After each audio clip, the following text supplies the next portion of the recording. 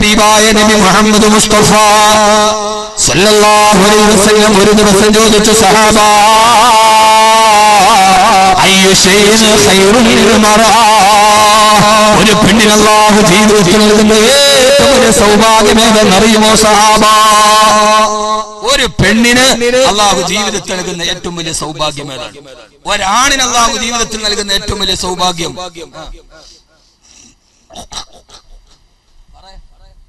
കിട്ടിയ ആരുമില്ല ഒരു പുരുഷൻ അല്ലാഹു ജീവിതത്തിൽ നൽകുന്ന ഏറ്റവും വലിയ സൗഭാഗ്യം നല്ല ഒരു ഭാര്യ ഇതാര് പറഞ്ഞതാ ഇത് നിങ്ങൾ പറഞ്ഞതല്ല വമിൻ ഹയാതിഹി അന ഖലഖ ലക്കും മിൻ അൻഫുസികും അസ്വാദൻ ലിതസ്കുനൂ ഇലൈഹാ സൂറത്തുർ റൂം അല്ലാഹു നിങ്ങൾക്ക് ഭാര്യമാരെ തന്ന ഹൃദയത്തിന് സമാധാനത്തിനാണ് ഒരാളുടെ ജീവിതത്തിൽ കിട്ടുന്ന ഏറ്റവും വലിയ സമ്പത്ത്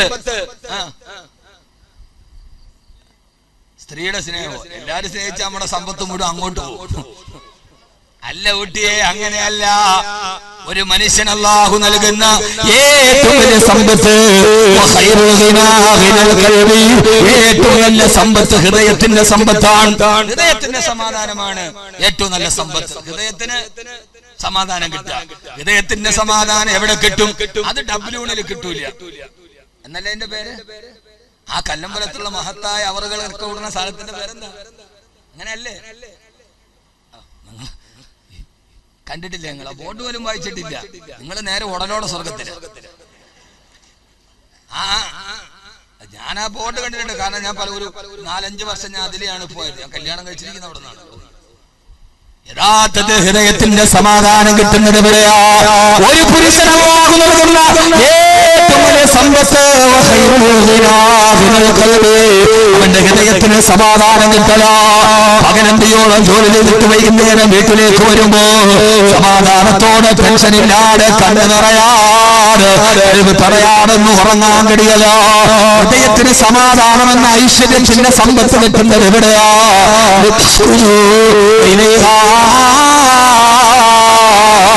അത് നിങ്ങളുടെ ഭാര്യമാരിലൂടെയാണ് കിട്ടുന്നതെന്ന് വിശുദ്ധ ഖുർആൻ ഒരു പുരുഷൻ അല്ലാഹു നൽകുന്ന സാലിഹത്തായ ഭാര്യ എന്നെ കേൾക്കാൻ പാവനയിലത്തെ പ്രിയപ്പെട്ടവങ്ങളെ ദൈവായ നബി നിങ്ങൾ ചോദിച്ചു ഒരു പെണ്ണിന് അല്ലാഹു നൽകുന്ന സൗഭാഗ്യമെന്ന് പറയോ സാബ ഒരു പെണ്ണിന് അല്ലാഹു നൽകുന്ന ജീവിതത്തിൽ നൽകുന്ന ഏറ്റവും വലിയ സൗഭാഗ്യം ഒന്നും കേട്ടില്ലെങ്കിലും വേണ്ടില്ല ഇത് കേട്ടിട്ട് പോയാൽ മതി പെണ്ണുങ്ങൾ ഒരു പെണ്ണിന്റെ ജീവിതത്തിൽ ഏറ്റവും വലിയ സൗഭാഗ്യത ഏതാ പറ നല്ല ഭർത്താവ്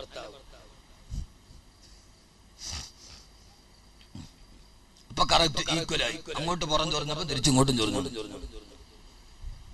യഥാർത്ഥത്തിൽ എന്റെ പെങ്ങളെ സഹാബത്ത് പറഞ്ഞു അറിയില്ല യാ റസൂലല്ലാഹ് അറിയില്ല നബിയേ നിങ്ങൾക്കറിയില്ല സഹാബത്തിന് വിഷമായി അല്ലാഹുവിന്റെ റസൂലിന്റെ ചോദ്യം ചോദിച്ചിട്ട് പറയാൻ കഴിയില്ലല്ലോ ഉസാമ റളിയല്ലാഹു തആല പറഞ്ഞു ഹബീബായ നബി നിങ്ങളെ വളർത്തുമോന്റെ പുത്രനാണ് ഹബീബായ നബി നിങ്ങളുടെ വീടുമായി സഹകരിക്കുന്ന അതുകൊണ്ട് ഉസാമ പറഞ്ഞു നോക്ക് ഫാത്തിമ റളിയല്ലാഹു അൻഹയോട് ചോദിക്കാം കാരണം മകനോട് ഉപ്പയോട് പറഞ്ഞു കൊടുക്കാതിരിക്കില്ല സഹാബത്തിന്റെ ബുദ്ധി കൊണ്ട് സൗഭാഗ്യം എന്റെ പൊന്നോൾക്ക് പറഞ്ഞു കൊടുക്കാതിരിക്കില്ല സഹാബത്തിന് ഒന്ന് ചോദിച്ചു ഫാത്തിമയോട് ഫാത്തിമ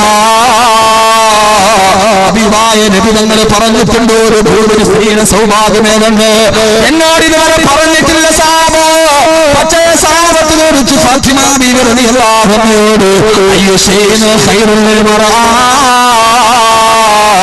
ഒരു പെണ്ണിന് അല്ലാഹു ജീവിതത്തിൽ നൽകുന്ന ഏറ്റവും വലിയ സൗഭാഗ്യമേതാ ഫാത്തിമ ബീവി പറഞ്ഞ മറുപടി പാവലയിൽ എന്നെ കേൾക്കാനെത്തിയ പ്രിയപ്പെട്ട പെങ്ങളോട് അല്ലാഹു നിന്റെ ജീവിതത്തിൽ നൽകുന്ന ഏറ്റവും വലിയ സൗഭാഗ്യമേതാ അത് നീ വർഷത്തെ വനിതാരത്നമാവലല്ല പാലകരാണിയാവലല്ല 40 ലക്ഷത്തിന്റെ ഫ്ലാറ്റ് വാങ്ങിക്കലല്ല നീ ഏറ്റവും വലിയ ലോകത്തിന്റെ ഏറ്റവും വലിയ സൗകര്യത്താവലല്ല പഞ്ചായത്ത് പ്രസിഡന്റ് ആവലുമല്ല എന്റെ പ്രിയപ്പെട്ടവങ്ങളെ ഒരു പെണ്ണിന് നൽകുന്ന ഏറ്റവും വലിയ സൗഭാഗ്യം ഫാത്തിമ റളിയല്ലാഹു അൻഹ പറയാ അല്ലാഹുവിന്റെ റസൂലിന്റെ പ്രിയപ്പെട്ട പൊന്നോട് പറയാണ് ഹബീബായ നബി തങ്ങളുടെ പ്രിയപ്പെട്ട മകള് പറയുക, ഒരു പെണ്ണിന് അല്ലാഹു നൽകുന്ന ഏറ്റവും വലിയ മഹാഭാഗ്യം അല്ലാ യറാഹുന്ന റിജാൽ, അവളുടെ ശരീരം ഒരു പരപുരുഷൻ കാണാതിരിക്കല. ഒരു പെണ്ണിന് അല്ലാഹു നൽകുന്ന ഏറ്റവും വലിയ മഹാസൗഭാഗ്യം അല്ലാ യറാഹുന്ന റിജാൽ, ഒരു പരപുരുഷനവരുടെ ശരീരത്തിന്റെ സൗന്ദര്യം കാണാതിരിക്കല. പണച്ചറപ്പ് മറയ്ക്കാൻ പറഞ്ഞ അല്ലാഹു വെളിവാക്കുന്നെന്ന് പറഞ്ഞ ഏതൊക്കെ ശരീരഭാഗങ്ങളുണ്ടോ നാളെ പണച്ചറപ്പിന്റെ മുമ്പിൽ പോയി നിൽക്കുമ്പോ, കത്തിക്കാവുന്ന നരകത്തിന്റെ മുമ്പിൽ നിൽക്കുമ്പോ കാലത്ത് മിർസാദ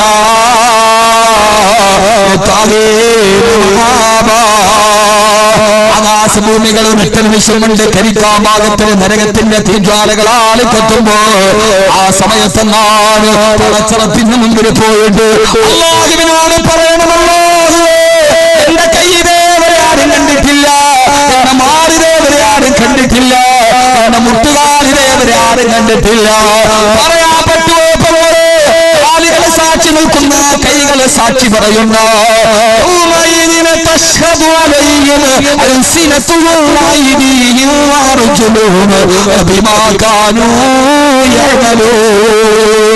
അവനവന്റെ അവയവങ്ങളെതിരെ സാക്ഷി പറയുന്ന ദിവസം എന്റെ കൈ കണ്ടിട്ടില്ല അല്ലാ, എന്റെ മുടി കണ്ടിട്ടില്ല അല്ലാ, നീ മറക്കാൻ പറഞ്ഞതൊന്നും ഒരന്യ പുരുഷന്റെ മുമ്പിൽ മറക്കാതിരുന്നിട്ടില്ലെന്ന് ഏതെങ്കിലും ഒരു പെണ്ണിന് പറയാൻ കഴിഞ്ഞാൽ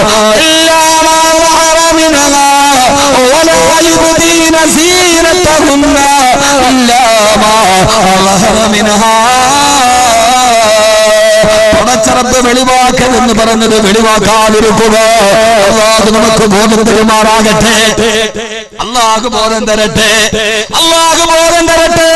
പരപുരുഷൻ കാണാതെ നിന്റെ ശരീരം മാറ്റിവെച്ചാൽ ഇപ്പൊ പലരും സ്ഥാനെ കാണാറില്ല. കാരണം അവരുടെ വാതിന് വന്ന ഭൂരിഭാഗം പെണ്ണുങ്ങളും പറഞ്ഞിട്ടവരാ, ഭൂരിഭാഗം പെണ്ണുങ്ങളും തലമക്കരയിട്ടവരാ. പൊന്നുമോളെ വാതിന് വരുമ്പോ പറഞ്ഞിട്ടാൽ പള്ളിക്കര കത്തീവിന്റെ ക്ലാസ്സിന് പോകുമ്പോ പറഞ്ഞയാ. പക്ഷേ ഞാനൊന്ന് ചോദിക്കട്ടെ, കല്യാണം നടക്കുന്ന വീട്ടിൽ നിന്റെ വേഷമേടാ? അവനാന്റെ വീട്ടില് കല്യാണം നടക്കുന്ന തലേ ദിവസം രാത്രിയിൽ കല്യാണത്തിന്റെ ആട്ടക്കരാശം നടക്കുമ്പോ കല്യാണം പേക്കൂത്തുകളുടെ ആരാധകത്വങ്ങളുടെ റസൂലിന്റെ സുന്നത്തിനെ വികൃതമാക്കിയ ചെറുപ്പക്കാരാ. മണിയറയിൽ പോകുന്ന ഭാര്യ ഭർത്താക്കന്മാര് മണിയറയിൽ കയറിയിരുന്നിട്ട് അവിടെ കൃത്രിമത്വമുണ്ടാക്കിയിട്ട് ചെറുപ്പത്തിന്റെ അരാഗത്വം കാണിക്കുന്നവന് ഈ ഹബീബായ മുത്തിന്റെ സുന്നത്തിന് തടസ്സം നിന്നവനാ. ഭാര്യ ഭർത്താക്കന്മാര് പ്രഥമരാത്രിയിലെ കടപ്പറയിൽ ദുആ പറഞ്ഞ് ബന്ധപ്പെടുന്നതിന് സുനനിൻ നബിയിൽ മുസ്തഫ സല്ലല്ലാഹു അലൈഹി വസല്ലം അല്ലാഹുവിന്റെ റസൂലിന്റെ സുന്നത്തല്ലേടാ. ആ സുന്നത്തിനല്ലേ കൂട്ടുകാരന്റെ മണിയറ കൊളവാക്കി എന്ന് പറഞ്ഞുകൊണ്ട് അവിടെ ഇരിക്കുന്ന ചെറുപ്പക്കാരാ. പെണ്ണേ, കല്യാണത്തിന്റെ തലേ ദിവസം അവനാന്റെ വീട്ടില് കല്യാണം നടക്കുമ്പോ എന്റെ വസ്ത്രമേതാണ് വരുമ്പോ പറഞ്ഞയാണോക്കെ, ക്ലാസ്സിന് പോകുമ്പോ പറഞ്ഞയാ, ഉമ്രക്ക് പോകുമ്പോ പറഞ്ഞയാ. പക്ഷെ അത് കഴിഞ്ഞ് വന്നിട്ട് പിന്നെ നിന്റെ വേഷമേതാ? നിന്റെ സ്വകാര്യ യാത്രയിൽ, നിന്റെ സ്വകാര്യ കല്യാണത്തിൽ നിന്റെ വേഷം ഹറാമിന്റെ വേഷമല്ലേ? ആ ഹറാമിന്റെ വേഷം സ്വകാര്യമായി ഉപയോഗിച്ച് അതിന് വരുമ്പോ പറഞ്ഞയും മക്കളെയും ഇട്ടിട്ട് കാര്യമില്ല പെണ്ണ്. ഇരുമ്പിന്റുലക്ക വിടുങ്ങി എന്നാൽ പിന്നെ ചുക്കിന്റെ വെള്ളം അതിനു മതിയോ പൊന്നേ. അതുകൊണ്ടാണ് തഴവാ ഉസ്താദ് ചോദിച്ചത്, ഇരുമ്പിന്റുലക്ക വിടുങ്ങി എന്നാൽ പിന്നെ ചുക്കിന്റെ വെള്ളം അതിനു മതിയോ പൊന്നേ. ഇരുമ്പിന്റെ ഒലക്ക വിഴുങ്ങിയിട്ട് ചുക്കിന്റെ വെള്ളം കുടിച്ച ഇരുമ്പിന്റെ ഒലക്ക ആമാശയത്തിൽ നിന്ന് പോകും. വാതിന് പറഞ്ഞ പള്ളിക്കര ഹത്തീമിന്റെ വാതിന് പറഞ്ഞ കല്യാണത്തിന്റെ തലേന്ന് ഇതൊക്കെ പറയാനാണ് ഹസ്രത്ത് ഫാത്തിമ റളിയല്ലാഹു അൻഹ പറഞ്ഞു, ഒരു പെണ്ണിന് കിട്ടുന്ന ഏറ്റവും വലിയ മഹാസൗഭാഗ്യം പാടച്ചറമ്പിന്റെ മുമ്പിൽ പോകുമ്പോ എന്റെ സൗന്ദര്യം വേറൊരാൾ കണ്ടിട്ടില്ല എന്ന് പറയാൻ കഴിയില്ല. അതിനപ്പുറത്തേക്ക് ഒരു സൗഭാഗ്യം വേറെ ഇല്ല. പിന്നെ നീ ആരായിട്ടും കാര്യമില്ല. നീ ഇന്ത്യയുടെ പ്രസിഡന്റ് ആയാലും അത് വലിയ സൗഭാഗ്യമൊന്നുമല്ല. അത് ഇന്ദിരാഗാന്ധി ആയിട്ടുണ്ട്, സിനിമാവോ ശ്രീ ഭണ്ഡാര നായികയായിട്ടുണ്ട്, ബംഗ്ലാദേശിലെ ഹസീന വാജിദായിട്ടുണ്ട്, ചിലപ്പോ നാളെ മായാവതി ആവാം, ചിലപ്പോ പിന്നെ ചക്കക്കുരു പോലെ ഇരിക്കുന്ന ജയലളിതയാവാം, ആരുമാവാം. അതൊന്നും വലിയ സൗഭാഗ്യമൊന്നുമല്ല. ആകൂ അതിപ്പോ ആർക്കാവാൻ പറ്റാത്തത്?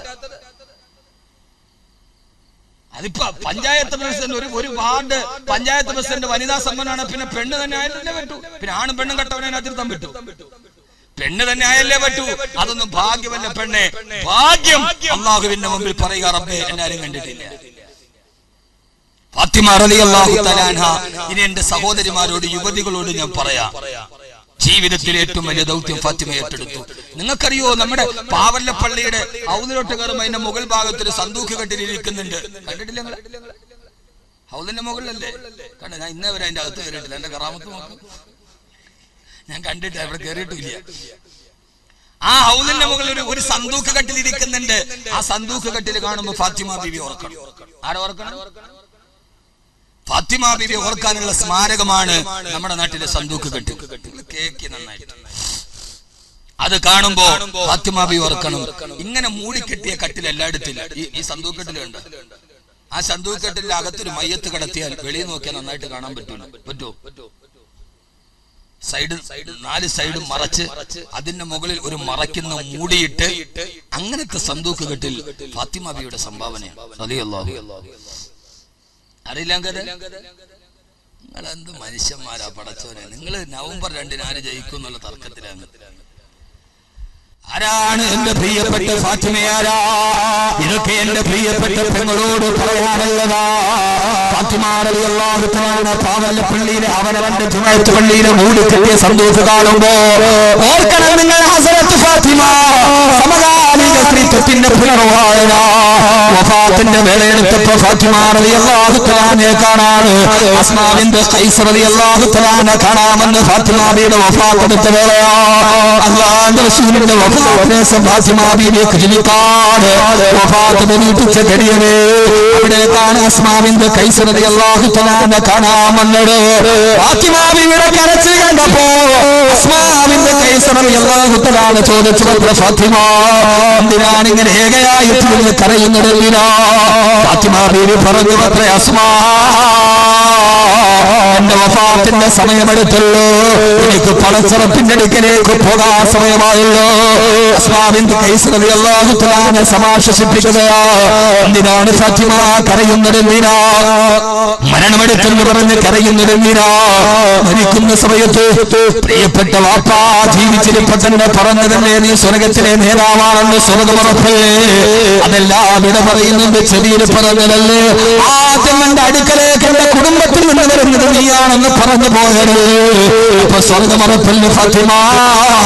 പിന്നെന്തിനാ കരയുന്നതെന്ന് ചോദിക്കവേ ഫാത്തിമ ബീവി പറഞ്ഞ മറുപടി ഓരോ മുസ്ലിം സമുദായത്തിന്റെ അനാചാരത്തിന്റെ അന്ധവിശ്വാസത്തിന്റെ മുമ്പിൽ സമർപ്പിക്കുകയാ. ഫാത്തിമ ബീവി പറയാ, മരിക്കാറായി എന്റെ ജീവിതത്തിൽ ഇന്നേവരെ എന്റെ ശരീരം ഒരു അന്യപുരുഷൻ കണ്ടിട്ടില്ല. ഇന്നേവരെ അന്യപുരുഷനും എന്റെ ശരീരം നോക്കാൻ അവസരം ഞാൻ കൊടുത്തിട്ടില്ല. പക്ഷേ നാളെ ഫാത്തിമ മരിച്ചു കഴിയുമ്പോ ഫാത്തിമാന് 3 വെള്ളത്തുണിയിൽ വരിഞ്ഞു മുറുക്കി കെട്ടുമ്പോ, ശരീരത്തോട് ചേർത്ത് ആ കവറിന് വരിഞ്ഞു മുറുക്കി കെട്ടുമ്പോ, അയ്യത്ത് കട്ടിലേക്ക് എടുത്തു വെച്ചിട്ട് പള്ളിയിലേക്ക് കൊണ്ടുപോകുമ്പോ അന്യപുരുഷന്മാര് കാണില്ലേ അയ്യത്ത് കെട്ടിലേക്ക് കിടക്കുന്ന എന്നെ? ആ സമയത്തിന്റെ കവറിന് എന്റെ ശരീരത്തിലേക്ക് ചേർത്ത് കെട്ടുമ്പോ ഫാത്തിമയ്ക്ക് എത്ര വണ്ണമുണ്ടായിരുന്നു, ഫാത്തിമയ്ക്ക് എത്ര നീളമുണ്ടായിരുന്നു. ഫാത്തിമ ഇത്രത്തോളം വണ്ണമുള്ളവരാ, അവളുടെ ശരീരത്തിന് ഇത്ര നീളമുള്ളവരാ എന്ന അന്യപുരുഷന്മാര് കാണില്ല. സുമാ അതോ തെറ്റെനിക്ക് സമാധാനമില്ല. എന്റെ പെങ്ങളെ, നിനക്ക് ഇത് മനസ്സിലാകുമോ എന്നറിയില്ല. കോൺക്രീറ്റ് സൗധത്തിൽ നിന്ന് രാജകീയ നൂലിലേറി 5 നക്ഷത്ര ഹോട്ടലുകളെ പിന്നാമ്പുറങ്ങള് സുഖം തേടി അറിയുന്ന നിങ്ങൾക്കിത് മനസ്സിലാകുമോ എന്നറിയില്ല. ജീവിച്ചിരിക്കുമ്പോഴല്ല, നാളെ ഞാൻ മരിച്ചിട്ടെന്നെ വെള്ളത്തുണിയിൽ പൊതിഞ്ഞു കിടക്കുമ്പോ പല പുരുഷന്മാര് ഫാത്തിമയ്ക്ക് ഇത്ര നീളമുണ്ടാവുമെന്നറിയില്ലേ? അവളുടെ ശരീരത്തിൽ ഇത്ര വണ്ണമുണ്ടെന്നറിയില്ലേ? അതുകൊണ്ടാണ് ഞാൻ എന്റെ പടച്ചറപ്പിനോട് എന്ത് സമാധാനം പറയുമെന്നോട്ടിട്ടാണ് ഞാൻ കരയുന്നതെന്ന് ഫാത്തിമ റളിയല്ലാഹു തആല പറയുമ്പോ അസ്മാ റളിയല്ലാഹു തആല പറഞ്ഞവർക്ക് കരയേണ്ട ഫാത്തിമ, മയ്യത്ത് വെളിയിൽ നിന്ന് കാണാത്ത സൗകര്യം ഉണ്ടാക്കിയാൽ പോലെ ഇങ്ങനെ ഹബശയിൽ ഒരു പുതിയ സന്തൂക്ക് കെട്ടിൽ ഞാൻ കണ്ടിട്ടുണ്ട്. അങ്ങനെ ആഫ്രിക്കയിലെ ഹബശയിൽ ഒരു സന്തൂക്ക് കെട്ടിൽ ഞാൻ കണ്ടിട്ടുണ്ട്. ആ സന്തൂക്ക് കെട്ടിൽ പെണ്ണ് 4 ഭാഗവും മറച്ചിരിക്കുകയാ. അതിന്റെ മുകൾ ഭാഗം മൂടിക്കിടക്കുന്നൊരു മൂടിയുമുണ്ട്. അതൊന്ന് കൊണ്ടുവാസുമാ. അങ്ങനെയാണ് ഹബശയിൽ പോയി കൊണ്ടുവരിക. അസ്മാ റളിയല്ലാഹു തആല അൻഹ ഈത്തപ്പഴത്തിന്റെ കമ്പൊടിച്ച് അതേപോലെ ഒരു സന്ദൂഖത്തിലുണ്ടാക്കി കാണിച്ചു കൊടുത്തു. ഫാത്തിമ റളിയല്ലാഹു അൻഹ പറഞ്ഞവത്ത സഹാബത്തിനോട് പറഞ്ഞു, സഹാബ മരിച്ചാൽ ഇതേപോലുള്ള സന്ദൂഖത്തിലെ എന്റെ മയ്യത്ത് കൊണ്ടുപോകാവൂ. അങ്ങനെയാണ് ഈ സന്ദൂഖത്തിന് നിലവിൽ വന്നിറങ്ങി പാവല്ല പള്ളിയുടെ മുമ്പിൽ എടുക്കുന്ന സന്ദൂഖത്തിന് കാണുമ്പോ മരിച്ചു കിടക്കുന്ന സമയത്ത് അന്യപുരുഷൻ എന്റെ വീതിയും നീളവും അറിയാതിരിക്കാൻ നമ്മുടെ മഹല്ലുകളുടെ അവസ്ഥ എന്താ? ഏത് പെണ്ണ് മരിച്ചാലും അത് കാണാൻ പുരുഷന്മാരുടെ തീവാ. മരിച്ചു കിടക്കുന്ന പെണ്ണിനെ കാണാൻ ഏത് സുന്നത്താണ്? ആ മരിച്ചു കിടക്കുന്ന പെണ്ണ് അജ്നബിയത്താണെങ്കിൽ കാണാൻ ഹറാമായ പെണ്ണാണെങ്കിൽ ജീവിതകാലത്തിൽ പെണ്ണിനെ കാണാൻ എങ്ങനെ ഹറാമാണോ അതേ ഹറാമാണ് മരിച്ചു കിടക്കുമ്പോഴും. നമ്മുടെ മഹല്ലുകളുടെ മുസ്ലിം സമൂഹത്തിന്റെ അവസ്ഥ ഭയാനകരമാണ്. ആരെങ്കിലും എതിർത്ത് പറഞ്ഞാൽ ആർക്കും വേറെ ജോലിയില്ലേ? 30 വയസ്സും 25 വയസ്സുള്ള പെണ്ണ് മരിച്ചാലും ആ പെണ്ണിന്റെ മയ്യത്ത് കാണാൻ പുരുഷന്മാര് വരികയാ, മുഖം തുറന്ന് കാണിക്കുകയാ. അവസാനം പൊതിയുന്നതിന് മുമ്പ് ഇനി ആരെങ്കിലും കാണാനുണ്ടോ എന്നുള്ള പരസ്യത്തിലെ കൂടിയാ. എന്തിനാണ് മോനെ മയ്യത്തടക്കാൻ സമയത്ത് ആരെങ്കിലും ഹറാമ് കാണാറുണ്ടോ? ഉണ്ടെങ്കിൽ ഇനി ആരെ ഹറാമ് കാണാതെ തിരിച്ചു പോകണ്ടാന്ന് പറഞ്ഞ് അവസാനം മയ്യത്ത് വെച്ച് വിളിക്കുമ്പോ ജീവിതകാലത്ത് കാണുന്ന ഹറാമ് പോലെ തന്നെയല്ലേ മരിച്ച സമയത്തും കാണുക. അങ്ങനെ പുരുഷൻ മരിച്ചാൽ പെണ്ണിനെ കാണൽ സുന്നത്തില്ലല്ലോ. അവിടെ വന്ന് ദുആ ചെയ്യുക, കുടുംബത്തിന്റെ സങ്കടത്തിന് പങ്കാളിയാവുക. ദീനതകൾക്കെതിരെ ജിഹാദ് വിളിക്കണം ചെറുപ്പക്കാരാ. പറയാനാണ് മരിക്കുന്ന സമയത്ത് എന്റെ ശരീരം കാണണമെന്ന് പറഞ്ഞ ഫാത്തിമയോട്, ആ ഫാത്തിമയുടെ അനന്തരാവകാശികളോട്, അതുകൊണ്ട് എന്റെ പ്രിയപ്പെട്ട സഹോദരങ്ങളോട് സഹോദരിമാരോട് വിഷയവുമായി ബന്ധപ്പെട്ട് അനാചാരങ്ങൾ നിർത്തലാക്കാൻ സമുദായത്തിന് നേതൃത്വം തയ്യാറാകേണ്ടതുണ്ട്.